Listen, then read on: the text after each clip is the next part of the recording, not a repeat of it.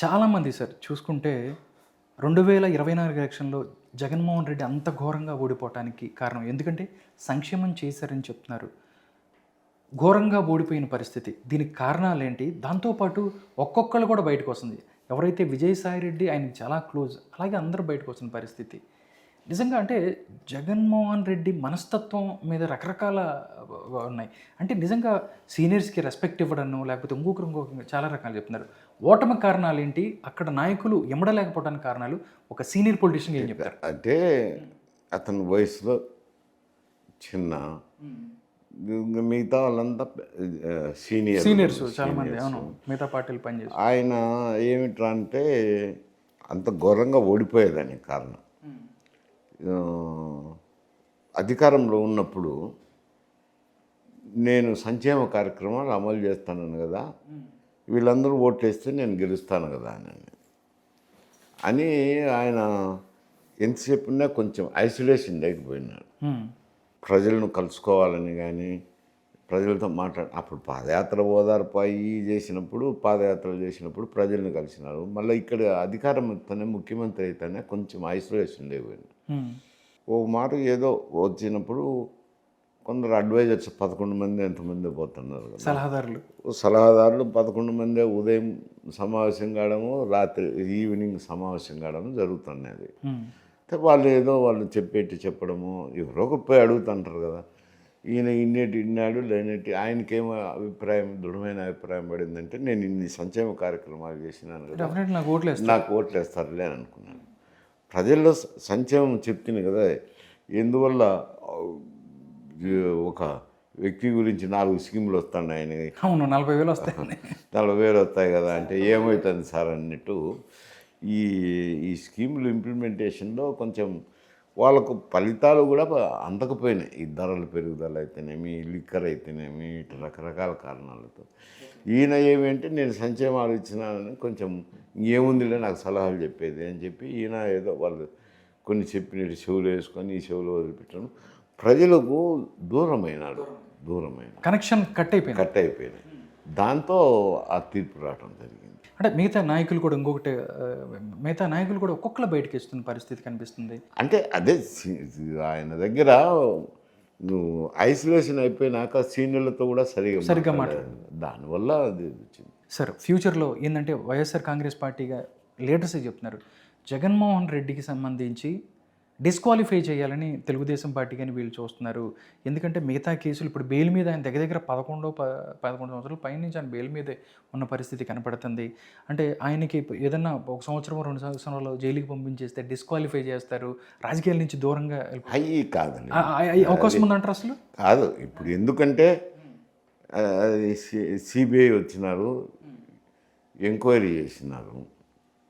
Enquiry చేసి case charge sheet వేసినారు. Okay, ఈయన సంవత్సరంన్నర జ్యుడిషియల్ కస్టడీలో ఉన్నాడు. బెయిల్ వచ్చేదానికి లేట్ అయింది కదా, అరెస్ట్ చేసినాక బెయిల్ సంవత్సరం. తర్వాత ఇప్పుడు ఏమిట్రానంటే కొత్త బిల్లు తీసుకొచ్చినారు పార్లమెంట్లో. ఏమంటే 30 రోజులు జైల్లో అది మరి వాళ్ళు అది పార్లమెంట్ పాస్ కావాలా, తర్వాత రాష్ట్రపతి ఆమోదంలో జీవో ఇష్యూ చేస్తారు. అది రెట్రాస్పెక్టివ్ పెడతారా లేక ఇప్పుడు ప్రస్తుత కేసులను పెడతారో తెలియదు, అది వస్తే కానీ చెప్పలేము క్లియర్గా. ఈయన ఏమంటే సంవత్సరంన్నర పోయినారు కాబట్టి దాని మీద డిస్క్వాలిఫై అవుతారని ప్రజల ఊహాగానాలు ఉండొచ్చు. అది జీవో రావాలా, అది రెట్రాస్పెక్టివ్ ఇస్తారో, ఆ జీవో పుట్టినాల నుంచి ప్రాస్పెక్టివ్ ఇస్తారో తెలియదు కదా. ఓకే, దానికోసం ఎలా ఉంటుంది చూడాలి. ఇప్పుడంటే ఈ మామూలుగా అప్పుడు కేసులు విచారణ జరిగి కేసులు ఏదన్నా తీర్పు అయ్యి అప్పుడు ఏదన్నా చేయకపోతే ఇవన్నీ సమస్యలు వస్తాయి.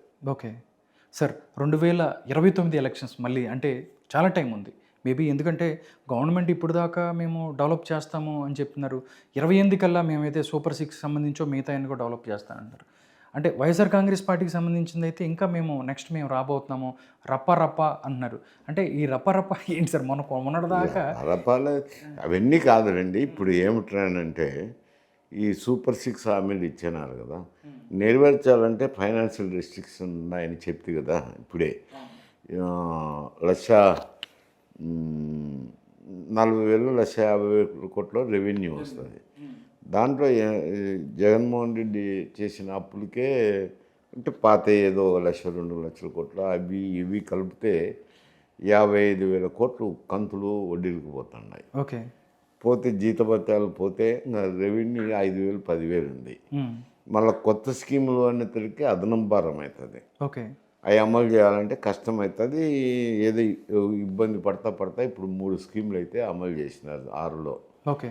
ఏది ఆర్టీసీ బస్సు అయితేనేమి, పెన్షన్ 4,000 అనేది 3,000, తల్లికి వందనం అనేది ఒకటి, అదే అమ్మఒడి తల్లికి వందనం చేసినారు. ఇంకా కొన్ని 3-4 కార్యక్రమాలు అమలు చేయాలా. చేస్తే నేను ముందు కూడా చెప్పినాను కదా, సంక్షేమ కార్యక్రమాలనే ఫలితాలు ఉండడం లేదు అంట. డెవలప్మెంట్ అన్ని పారామీటర్స్కు మీద వాళ్ళ దృష్టి ఉంటుంది. ఓకే. ప్రభుత్వం అన్నాక కొంచెం జనంలో ఏమవుతుంది అంటే వాళ్ళు ఆశించిన ఫలితాలు ఉండవు కాబట్టి అసంతృప్తి ఉంటుంది అధికారంలో. అధికారంకు అసంతృప్తి అనేది నీడ మాదిరి వస్తుంటుంది. అది ఎంత వీలుంటే అది తగ్గించుకోవాలి. అవి తగ్గించుకునే కార్యక్రమాలు చేయాలా. ఇప్పుడే అర్లీగా చెప్పలేము, ఇంకా టైం ఉంది కాబట్టి. టైం ఉంది ఇంకా నాకు. సార్, సీనియర్ కాంగ్రెస్ లీడర్గా ఎక్కువ సంవత్సరాలు మీరు కాంగ్రెస్లో పనిచేశారు. రాహుల్ గాంధీ ప్రధానమంత్రి అవ్వాలనేది ప్రతి కాంగ్రెస్ నాయకుడి యొక్క కోరిక. అంటే అలాంటి పరిస్థితి కేంద్రంలో ఉందా అంటే ఏం చెప్తారు? అంటే దేశంలో పరిస్థితి అండి ఇది. ఇప్పుడు ఈ రాష్ట్రానికి సంబంధించింది కాదు. చాలా పరిస్థితుల మీద ఆధారపడి ఉంటుంది. అది ఇప్పుడే చెప్పలేం కదా. ఓకే సార్, మైసూరారెడ్డి గారు ఇప్పుడు ఏ పార్టీలో లేరు. అంటే ఆంధ్రప్రదేశ్కి సంబంధించి మీరు హోంమంత్రి కావచ్చు, మిగతా చాలా మంత్రిత్వ శాఖల్లో పనిచేశారు. నిజంగా అంటే ఏ పార్టీకైనా సలహాదారులుగా ఎవరన్నా అడిగితే కానీ, లేకపోతే ఏదన్నా చెయ్యాలని మీకు అనిపించదా? అంటే నాకేం అనిపించలేదు. ఎందుకంటే అప్పుడు 2000 అది ఎపిసోడ్ జరిగిన తర్వాత బయటకు వచ్చేసిన తర్వాత మీరు ఏ పార్టీ నాకు ఏ పార్టీలో చేయలేదు. అంటే ఏంటి, ఎలా చూస్తారు? ఎలా ఇప్పుడు వయసు 76 ఏళ్ళు వచ్చింది, ఇప్పుడు ఏం ఆలోచన? అంటే నువ్వు ఒక సీనియర్ పొలిటీషియన్గా ఆంధ్రప్రదేశ్కి సంబంధించి, తెలుగు రాష్ట్రాలకు సంబంధించి ఇవి ఇంకా చేయలేదు ఈ ముఖ్యమంత్రి, లేకపోతే మీరు అనుకుని ఇవన్నీ చేస్తే తెలుగు స్టేట్స్ బాగుంటాయి అని అలాంటివి ఏమైనా ఉన్నాయా? నాకేం ఆలోచన లేదు. ఇప్పుడు ఏముంది, నాకు వయసు 76 ఏళ్ళు వచ్చింది. Okay sir, thank you so much Mysura Reddy గారు. ప్రస్తుత రాజకీయ అంశాల మీద మీ యొక్క రెస్పాన్స్ని తెలియజేశారు. నమస్కారం సార్. నమస్కారం.